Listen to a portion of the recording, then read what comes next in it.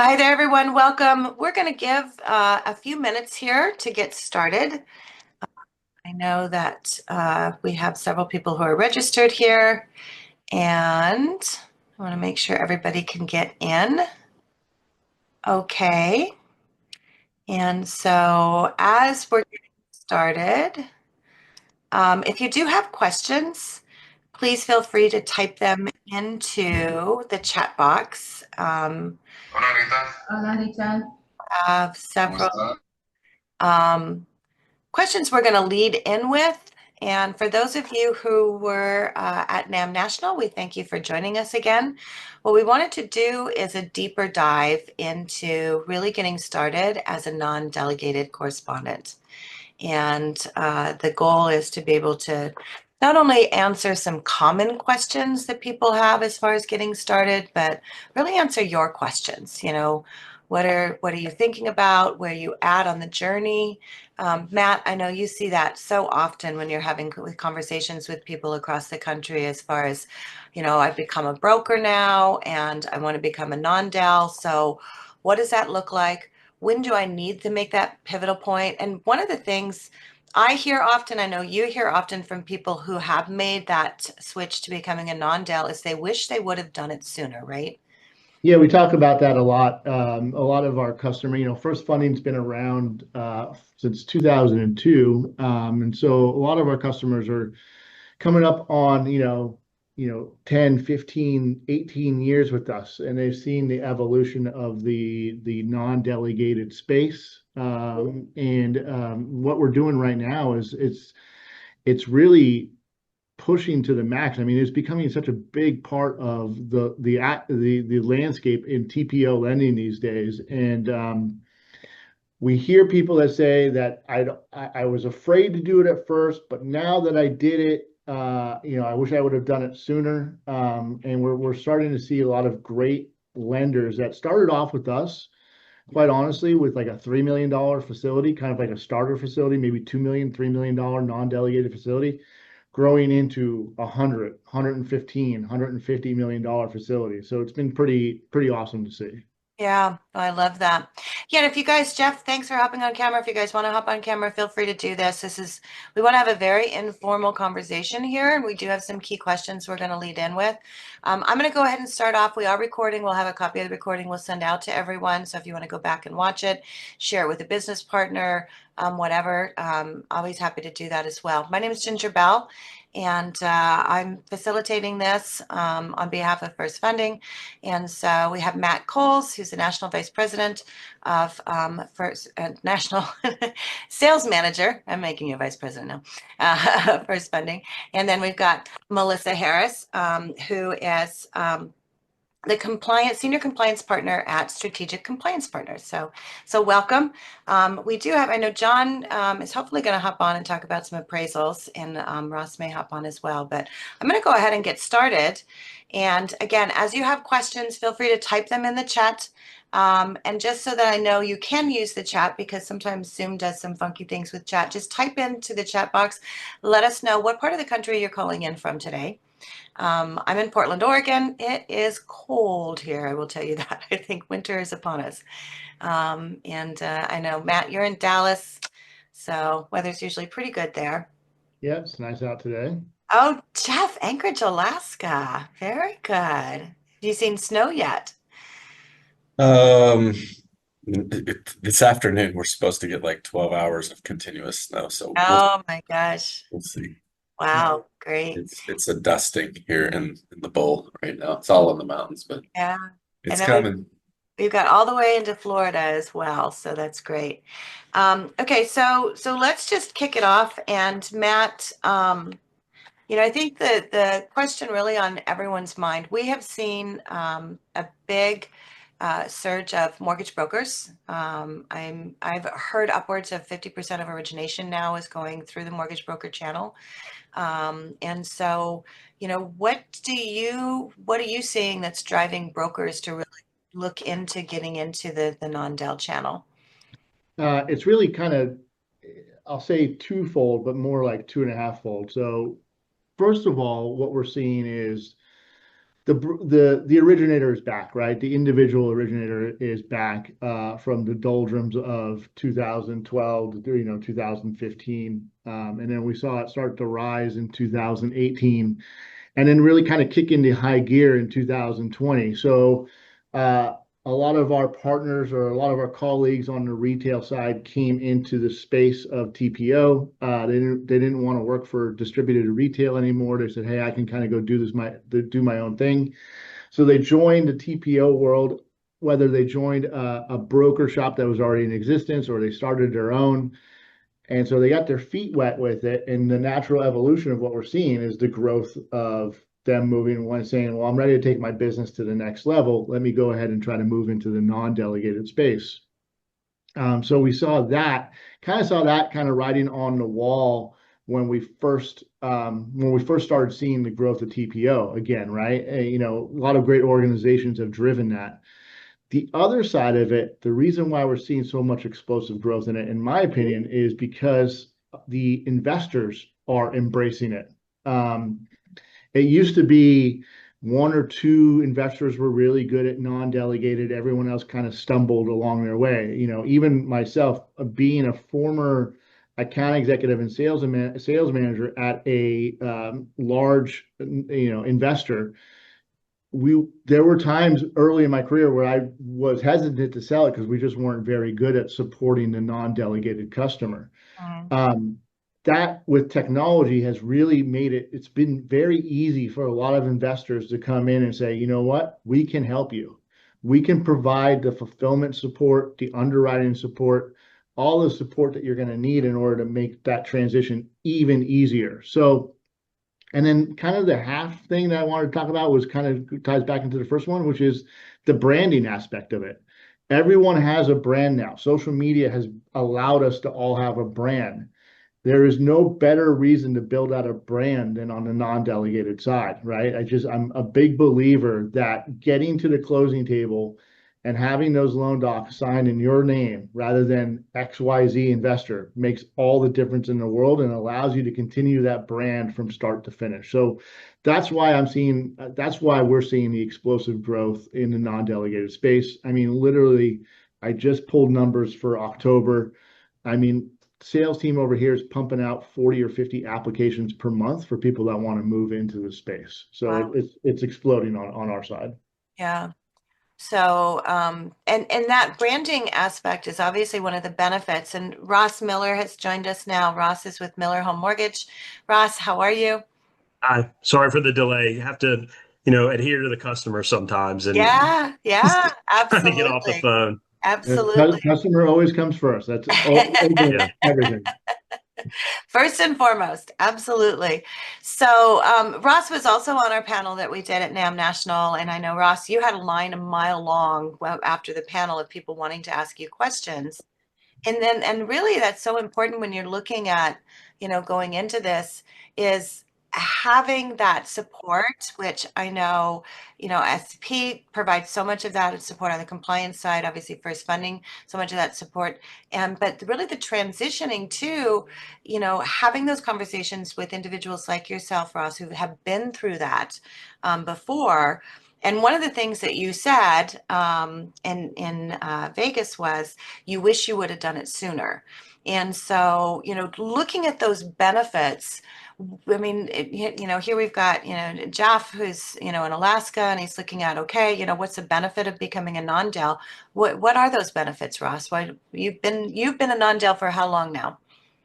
2012, Okay. I think, is when we first got signed up with FirstFunding. Yeah. Yeah. So, again, in Vegas, we talked about some of these things, the independence, the appraisal panel piece is an important part. Timing, being able to control what's going on in your transactions, I think is important, especially if you're a bit of a micromanager.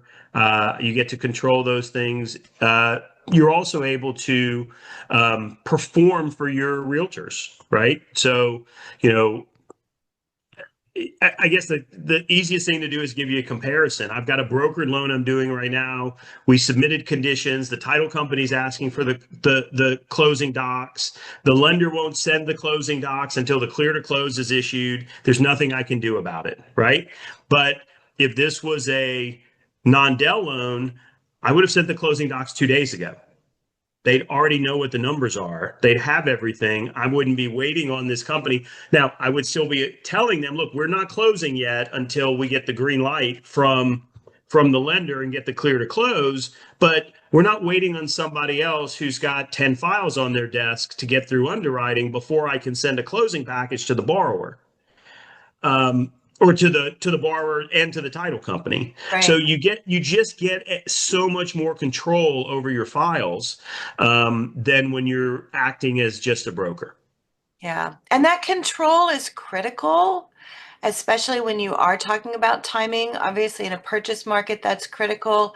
You know, FirstFunding has an amazing product with FlexClose, Matt, that gives so much opportunity to actually fund outside of the traditional federal wire, you know, times and dates and on the weekends and things like that. So when you put the two of those together, of having that control, and then having that ability, saying, okay, we did get down to the last wire, but we can still control it again. Well, I'll even take I'll tack on to what Ross said there about the control process, which is also Friday last week was probably one of the busiest days in our industry. Thursday and Friday last week was probably two of the busiest days in our industry in at least 3 or 4 years. I mean, it was October was a record-breaking month for a lot of people in our industry, and the ability for you to order a wire on Wednesday to disperse on Friday, right? Because you had everything done, and to Ross's point, the control piece of it, and to know that you don't have to wait for a funder on a Friday afternoon on a wholesale loan that may or may not push that fund button until 1 o'clock in the afternoon. Just takes all the stress. And so when we got into the office on Thursday and Friday morning, we already had 1,000 orders that were already sent out for disbursement that day by 8 o'clock in the morning, right? So the control and the ability to order that. And then, yeah, thank you, Ginger. We do have the FlexClose product, and I don't want to make this a first advertisement, but FlexClose is the ability, again, for Friday afternoon last Friday was the last day of the month. We were able to send out wires out till 6, 7, 8 o'clock at night, because you know, you had people dressed up as Dracula trying to send out their wires while they're in Halloween, right? And it was a busy day. And so the last thing you don't want to have is missing a funding cutoff time, right? I don't know what a standard investor's funding cutoff time. Typically, at least when I was in that role, it was 12:30 Pacific time, right? But if I had a 1004D that had to get done at 3 o'clock in the afternoon because the borrower wasn't home, I could still get that thing done. I could still get that file funded at 3:30, 4 o'clock in the afternoon. So it gives you a lot of flexibility and control. Well, and I think that's important. So, you know, we look at people that are in the calls, you know, Jeff's in Alaska, Sandra, you're in California, West Coast time zone with East Coast, you know, cutoff times is a challenge in of itself, right? Yeah. So, you know, when you look at that, it's like, okay, there's a benefit right there. So that's one of those things. Anytime there's a benefit, though, and I'm going to get back to some of the benefits, but I want to talk to Melissa about some of that. It's like, okay, the first step then is like, okay, I'm a broker, I'm licensed in the state. You know, Sandra, you're in California, so you have your California DRE.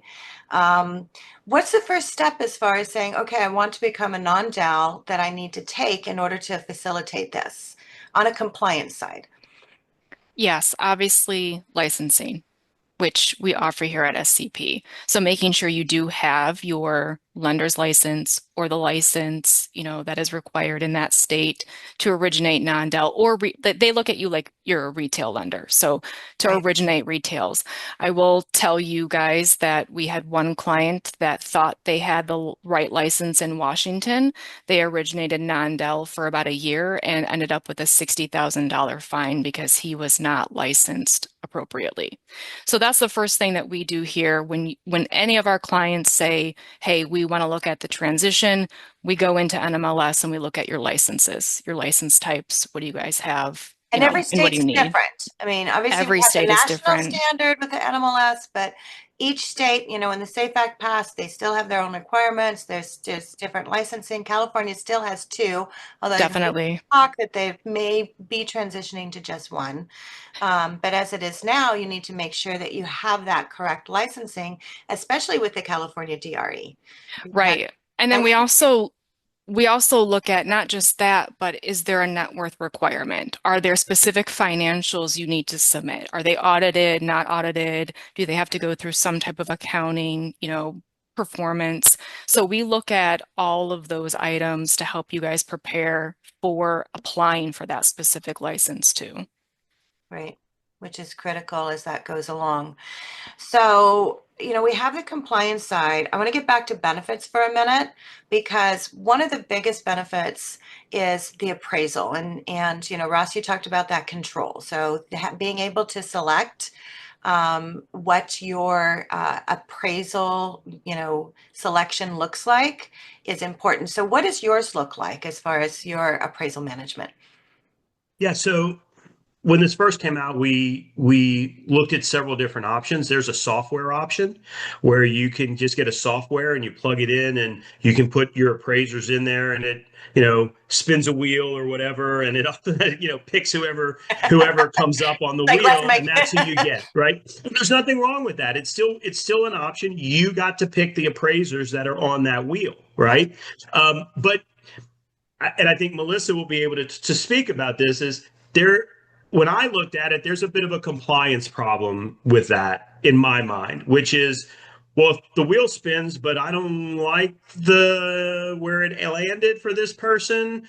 Can I spin the wheel again? And right. And you need to be able to defend yourself at the end of the day Right. if you're audited, right? So Right. what we ended up doing was we talked to 5 or 6 AMCs.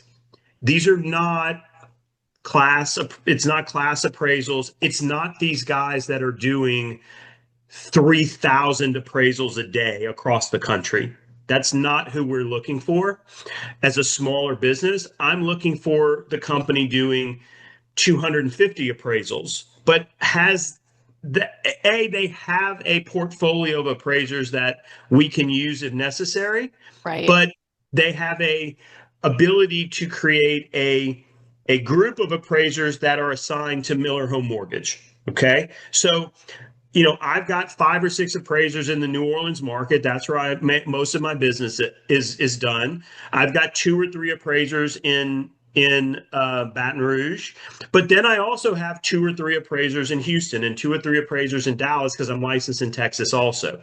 So when I order an appraisal through the AMC I selected, effectively they spin the wheel, but what really happens is my understanding is they send out and they go, okay, for you 5 appraisers in New Orleans, here's an order.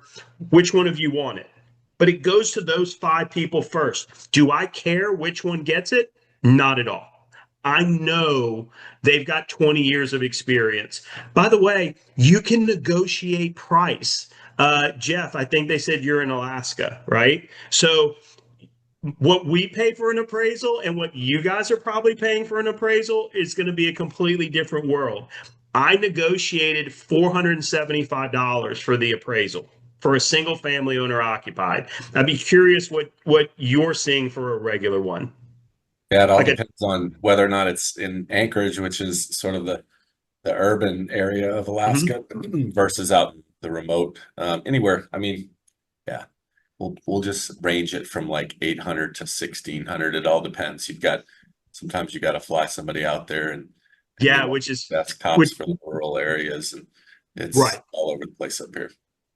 Okay. So what we negotiated with the appraisal management companies, they keep $75 and 400 goes to the appraiser. When I go through a non delegated appraisal model and we get that appraisal in, it might cost $550 or $600, and the appraisal management company is keeping $275 to $325. Why is the appraisal management company keeping that much money? right? I want my appraisers to get that. Some of the appraisers argued with me. They said, Ross, you're charging less than the big bank is charging. I went, right, but I'm giving you $400. How much are they giving you? And they were like, oh, on some of these deals, we get 275. I'm like, so it's better to take my deal, right? You get $125 more. And then they realized how the math works. So not only can you pick one of the AMCs that you're comfortable working with, you can negotiate with them for how much money they're going to keep, which means your appraisers are going to get more money and they're going to want your deals to come in and they're going to prioritize your deals when they get them from you. And that goes back to what you're talking about, Ross, with the control side of it, which is you get to own that AMC relationship now, right? You get to develop that relationship with the AMC and not have to go through a third party, which is your wholesale partner. You get to own it. And you can negotiate them against each other, by the way, right? So if you're talking to three of them, you can say, this is where I need my number to be in my market. What are you willing to take from each appraisal for that? And you might have two that are willing to take $100 from each appraisal, and somebody else who says, nope, I'm only doing it for $200. Well, you just dump them. And you go with the other two management companies. That's exactly what every wholesale lender that you're brokering out to today is doing with their AMCs. They're going to the AMCs and say, hey, you can only, if you want to be part of my drop down, you can only charge X number. And the AMC can either say yes or no or pound sand or whatever. But you as the lender now get to have that conversation. You get this is a great point, Ross. I'm glad you brought that up. It's a fantastic opportunity. That AMC relationship is one of the least talked about gems of moving to non-delegated. Yep. I love it. So getting back into, okay, I made a decision. I want to get started. You talked about licensing as far as being one of the first steps, Melissa. And Sandra, thank you for your clarification in the notes that you're physically in California, but you're actually licensed and headquartered in Texas, but you have 14 state licenses. And that's often one of those things, if you are saying, okay, we're going to become non-del, it is because you are multi-state licensed. So when you're looking at this, again, it's like setting up this business. How you do that, Melissa, it's like, they need to have policies and procedures in place. They need to do all of those things. So what are some of the things they need to think about that? Even if they're on one state or multi-state, that they need to set in action in order to make this happen. Yeah, I do want to piggyback off of Matt. He had mentioned that the reason why so many are transitioning is because of the support that everyone is giving throughout the industry. And his point was the investor support. And that's a really big deal, especially when it comes to disclosures. That's one of the most common exam issues that we see clients struggle with, especially when they transition to non-del, is their disclosure packages. So it's really important. Like if you don't have an LOS when you're a broker, you'll definitely have one when you become non-del. And we help you guys test out your initial disclosure packages, even if the investor does it. So there are, quite a few big ones that really embrace and help you guys through that transition. We even encourage you to send test packages from their systems if they allow that, for us to help you guys review, because that again is a pretty big issue when it comes to exam findings. Matt also mentioned another benefit, building your brand. I want to just touch on 2 points from a compliance perspective. There are some states out there that really encourage non-del. So if you do have that retail lender license, to issue their own pre-approvals. I'm not going to start the pre-approval, pre-qualification debate. I know that's huge in our industry. If you want to debate that, I'm happy to do that offline.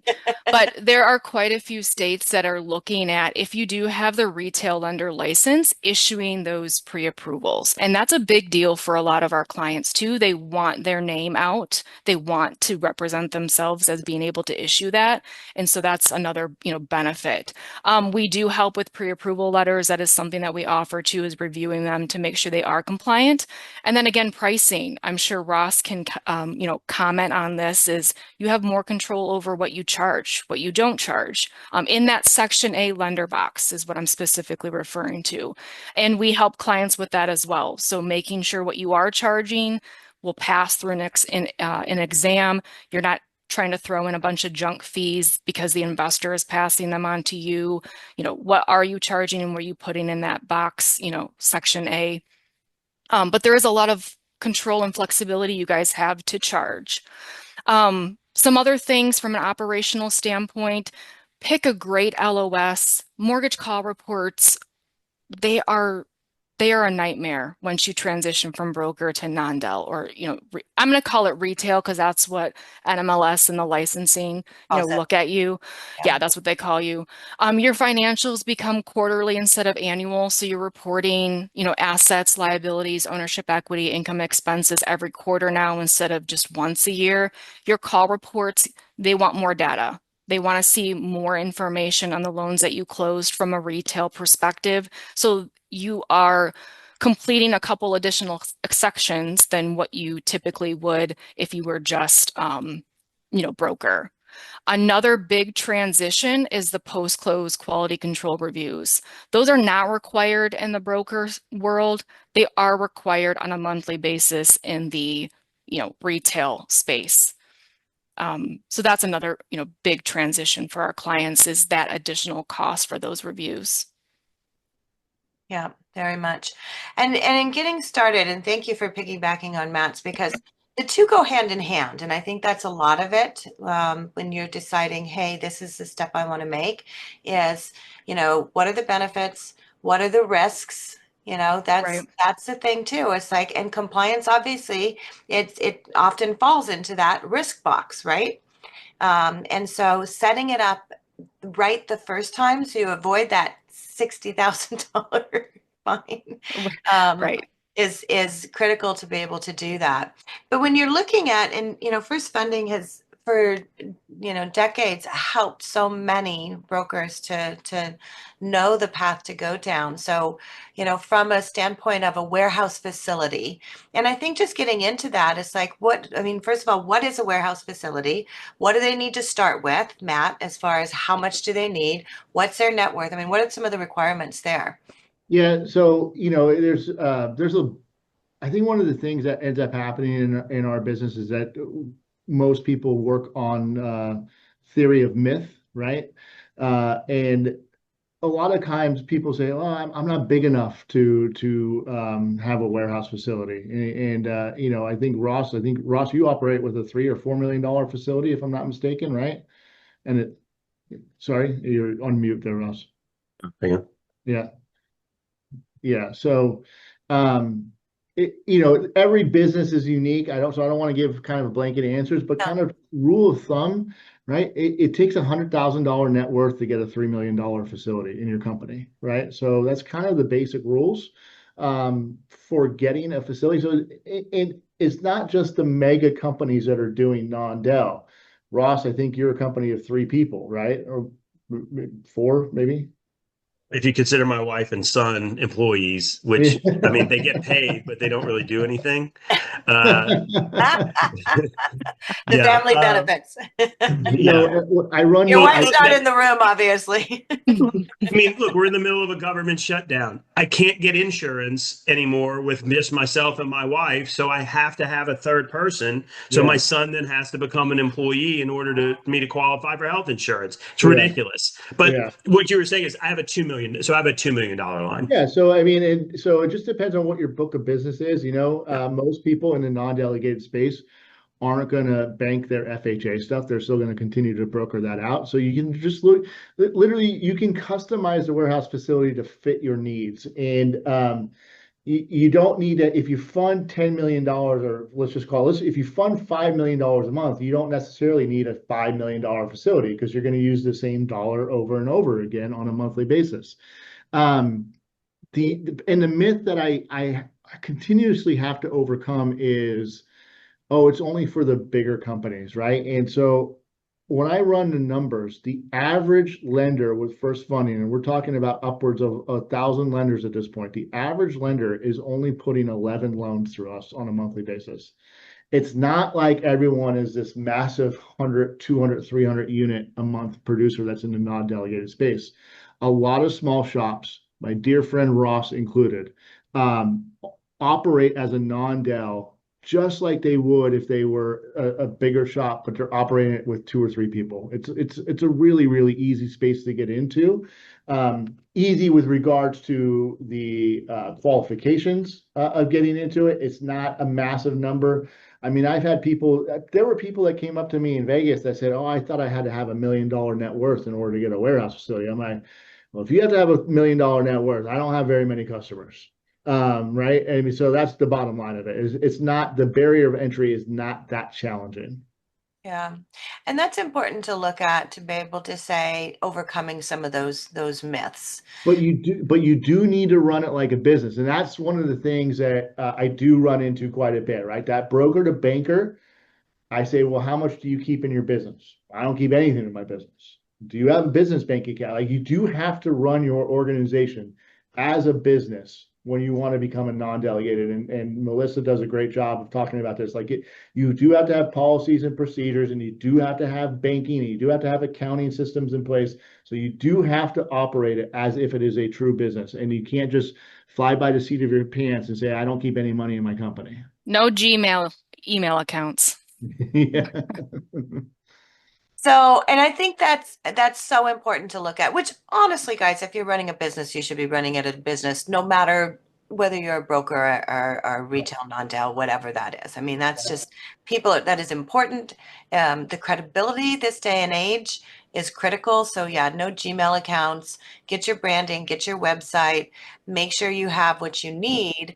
And then the other thing, and that's why I like putting these panels together, is because, you know, my friend Dan Sullivan wrote a book years ago that is called If Not You, Then Who?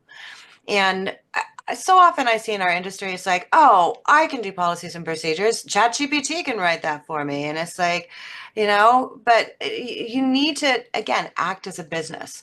So finding the resources to be able to help you with that. And you don't have to have a compliance person on staff. You know, that's the whole thing. It's like you can fractionalize your marketing, you can fractionalize your compliance. You know, those are things to look at too, and to make a business plan. Matt and I did, and maybe we'll do it again and do more of a business side of it rather than a marketing side, Matt. At the beginning of the year, we actually did it for 7 months, a series of business planning. Because that's important. You have a business, you know. So, you know, look at Sandra, you're in 14 different states. You obviously have done a great job being able to expand. So you're at a point, it's like, what does that look like? And so looking at the compliance piece, and I don't want to get into all of those pieces, but policies and procedures, what else are critical, Melissa? Obviously, we have mortgage call reports that they need to do. What else, as far as on the compliance side, they need to be aware of? MERS is a big piece. So registering with MERS, they have the QA, you know, quality reports every year, the QA plan that you have to create, which we help with. We send you guys links to create that. They make it very, very easy. You are subject to a couple different reports because, again, you change from that broker to lender status. Some reports from a state reporting perspective are exempt because you're broker. You will, you know, have those additional state reports to complete each year. But the good news is your HMDA stuff doesn't change because you don't make those decisions. And that's the really big, that's the worst report, the HMDA report. So again, you don't have that from broker, you don't have that for retail or non-del. The other thing that I want to point out is I won't throw us under the bus. I know we have a lot of clients that like to use ChatGPT for policies. What gets you, though, is the execution of that. ChatGPT can't necessarily help you with. They can write it for you, but you need professionals to help you execute, either with Matt, with, you know, Ross, I'm sure you're seeing this with us. We partner with other, cybersecurity is huge. So we have IT vendors that we partner with. So the execution is really important when it comes to the policies and procedures that you guys write. That's why some people just need some extra help to actually execute those. They're going to check to see if you're doing what you say you're doing. So Well, like your that's, anti-money laundering, those are things you still need to be aware of. Even though compliance, we've had regs that have been around for a long time, we forget about them, right? right. Right. So what you need to be aware of, where the states specifically are looking at, and every state is different when you're going through your exam. And so in the licensing side, I know a lot of states actually will do a setup review when somebody does go into retail. So having the ability to go through that and have a partner, I know puts a lot of states at ease as well, right? Yeah, and it's frustrating from our perspective because you're right, each state examines differently. They go deeper into one topic versus another. And so to having the experience of someone who can help when you're in, like Sandra, multiple states or anybody else that's in a handful of states, they examine differently. And it's very frustrating as a business owner to navigate all of that. And that's again what we're here for, to partner with you through those exams so that you're not dealing with it alone and walking into the unknown. Right. So who has questions? I mean, if you guys have questions, feel free to let us know at this point. Because we're, getting ready to wrap up, and I want to end with really some real world advice from our panelists. But do you have any questions right now that are like, and you don't have to ask publicly if you're like, hey, I just want to get in touch with them and I have a whole list of questions, that's fine too. But let us know. So Jeff, you put a question in here. So if you want, you can ask that, or I can read it for you, whichever you prefer. Yeah, I mean, just trying to give a little context of who we are, right? Where we've come from. Nonprofit, mission-driven lender. I heard Matt's comment about, the size isn't really, an issue, but I'm just looking at this as right now, there's a lot of uncertainty in the CDFI fund world. Certain funding sources may or may not be there in the future. We have other funding sources that we tap into for our lending. Historically, we've grown up doing down payment assistance loans, purchase money seconds. They started out forgiveness, evolved to deferred loans. Now they're P&I loans. And we've been doing P&I seconds for, gosh, probably close to 20 years now. We only started in the primary mortgage lending space about 11 years ago, brokering with one lender initially, and just sort of growing our lender pool to about 4 or 5 right now. So the idea 11 years ago, before I came in 10 years ago, was to have a line of business to generate some revenue, right? On the broker lending side. And I don't think we've gotten quite there yet for scale, for this line to help us sort of sustain other cost centers. We have some work to do in that space, but I'm kind of laying it out there. We're you made the comment earlier, Matt, about size isn't really an issue, but for us, it's a consideration. Right. And and Jeff, your business model is a little bit unique, so it's probably best to have a one-on-one conversation. But at the end of the day, listen, if you're doing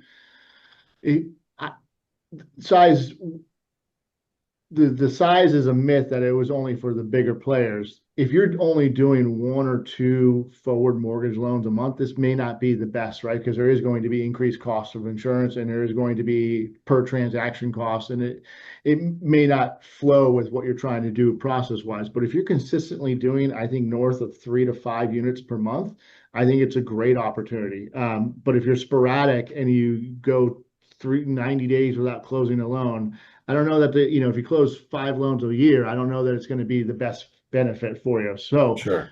Jeff, to your point, I think it would probably be best for us to have a conversation outside, just because of how you're personally are structured and the product set that you are looking to do. Well, and looking at that too, and Jeff, thank you for sharing. And everyone's unique in their individual. We have two, on camera here, two completely different, 14 states, one state. But looking at the ability you want to build your business. So it's like, okay, setting that plan in place now, Jeff, and I think that's for a lot of the listeners and those who are maybe listening to the recording, it's like, what do I need to set in place in order to get to that point to where I can be that? And so I think that's a lot of where you're at. And a lot of setting that plan in place begins with your branding and your marketing and what you're doing on that. And so let's shift gears and kind of look at those benefits, because I know for you, Ross, that's a big one. And just, some real world advice as we kind of close out here from each of our panelists. But Ross, for you, you made the transition a while ago in 2012. If you could go back and give yourself one piece of advice, and this might relate and help you out, Jeff, too, at the beginning of the journey, what would that be? Well, kind of what they're talking about a little bit is I actually got approved in around January, but I didn't do my first loan with them until more like October, November. So it took kind of a catalyst to happen on 3 loans in the same month for me to realize that I needed to be in this other path to make these loans go through. Jeff, I would ask you, if you don't mind telling us, kind of what's your average loan amount in Alaska? I mean, I'm in one of the poorest, low price states, and I'm doing, let's say 3 to 5 loans through FirstFunding, but I might be closing 7, 8, 10 loans that aren't in total, the rest not going through FirstFunding. But I'd be curious kind of what your loan amount is. First of all, shout out LSU on the back wall. I grew up in Hammond before I moved Perfect. to Alaska, so Nice. I don't know where you're at, but it's cool I'm to in see that Metairie. background. I would say average loan amount's close to 300. Our Okay. acreage market is not cheap, and Yeah. prices. So I mean, and the reason I wanted to ask is because your price point to get into this is going to be similar to mine, and if I'm doing it, and we've been doing it for a while, and my thought was that because my average loan amount is probably more in the 200 to 225 range. So, you're going to make more money per loan than I'm making. I can afford to do it. You can afford to do it. Okay. Yes, the first time there might be a little bit of an upfront cost, but once you get into that system, you'll understand. By the way, the insurance side, those guys will set you up on a payment plan. So if your new insurance policy is going to cost $2,800, it doesn't mean you've got to have $2,800 to pay them right away. You can say, send me a payment plan, and you pay $500 a month over 5, 6, 7 months, and you pay those guys the insurance. So you can Are we finance. talking about like E&O and Yeah. just all that? Yeah. Yeah, we've got all that in place already, and You may have to change coverages though to get Gotcha. up to a higher number, which could change your price point, but it's based on volume. It's based on the number of loans you close, right? So you should be able to do that. And if you've got $2,800 to pay them, awesome. And if you want to set up on a $400 payment plan, that works too. So the number of loans is important, but it's also how much money am I making every month? Can I afford to do this? And I think at those numbers you can. I was expecting your number to be there at 300 or higher. Okay. The other thing I want to mention, and Melissa touched on this briefly, was how much does it cost to do a loan? What can you put in your Schedule A? So, I just grabbed a fee sheet, and I'll flip this around and show you guys that I have this. So as an example, if I'm doing a brokered loan through this lender, my fee to do that with them is $1,195. But if I'm doing it as a correspondent, it's $895. So I have a $300 savings there, and some of these lenders have $400 or $500 in savings. I mean, I've got one lender that I know is $595 on the correspondent side, and they're over $1,000 on the broker side. Well, that doesn't mean you're giving that money away. Charge it. You now are doing doc preparation.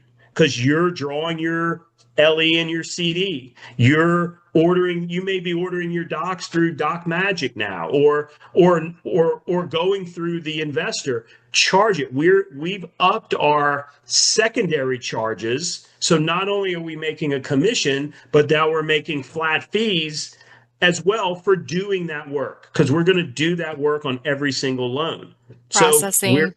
Exactly. Processing, doc draw, doc prep, we can charge those fees as long as it's in compliance with your state. Okay. We don't charge in Louisiana, credit report costs $100. You only charge $100, right? But if I'm drawing all the closing documents, I can charge a fee for that. And then I charge whatever they charge for the doc draw company. So if it's $30 or $50, we charge that as well to the buyer. Yeah. You can make more. You can make more besides money just per loan. Great. So Yeah. what's that one thing that you would have told yourself in getting started?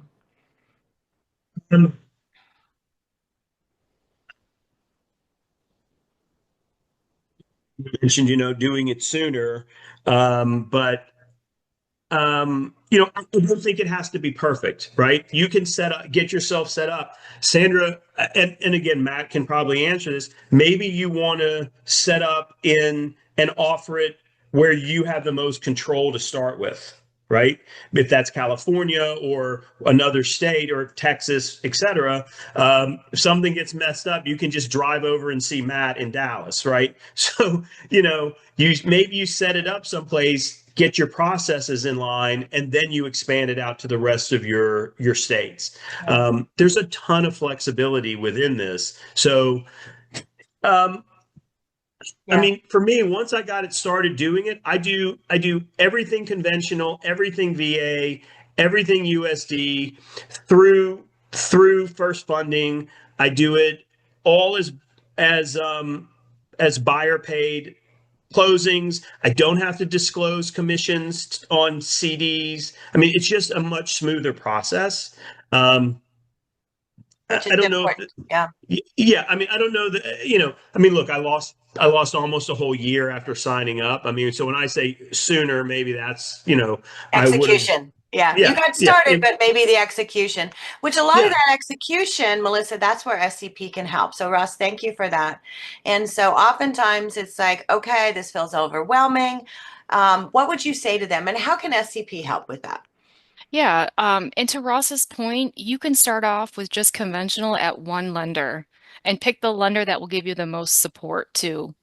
Just again, especially with the disclosures. So if you guys are interested, we offer licensing to get you started. So looking at your licensed states, your current ones. If you want to expand, what does that look like? Do you have the right license? E&O, do you have a warehouse line? Do you have we start off with we do have a non-delegated correspondent membership here. So we do the policies, procedures. We also have a transition checklist. So everything that you're going to need to think about as you transition from broker, that's setting up your LOS, again, licensing, disclosures, MERS, all your reporting. And then who is going to help with that? Do you have someone internal to help with that? Do you have someone internally doing your MCRs with your LOS? Or do you need help from us? Do you need help with an IT vendor? Matt, who do you need help with, or who are you going to partner with to make sure all of these things are completed? So we do have the resources and the assistance to help you guys make that transition. And then we guide you through multiple phone calls, going over your compliance management program toolkit to set you up for success when it comes to an audit as well. Perfect. And we'll make sure and send follow-up information as well. So Melissa, thank you for that. And so Matt, I'm going to close it out with you because I know you work with lenders all across the country who are building, who are scaling their non-DAO. What's one piece of advice that you'd give to someone just starting out to help them stay competitive and efficient from the beginning?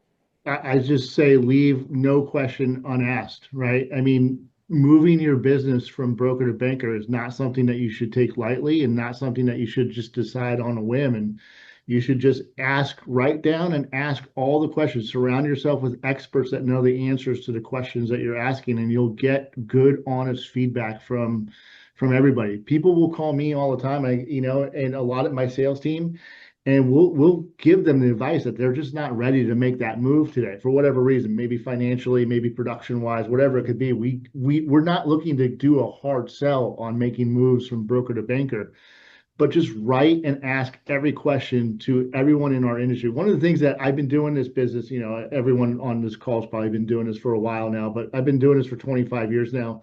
Our community of originators and investors and partners has never been stronger, right? We're all looking out for everyone's best interest out there. And I think that if you just surround yourself with experts to get the right answers, you'll be in good hands. Perfect. I love it. Well, Matt, Ross, Melissa, thank you. Jeff and Sandra, and for those of you who are also listening, we want to thank you for your time. I will send a copy of the recording and then follow-up information along with all the contact information. So reach out, let us know what we can do to help. And thank you so much. You guys have a great day and a great weekend. Thanks, guys. Thank you. Thanks. Bye.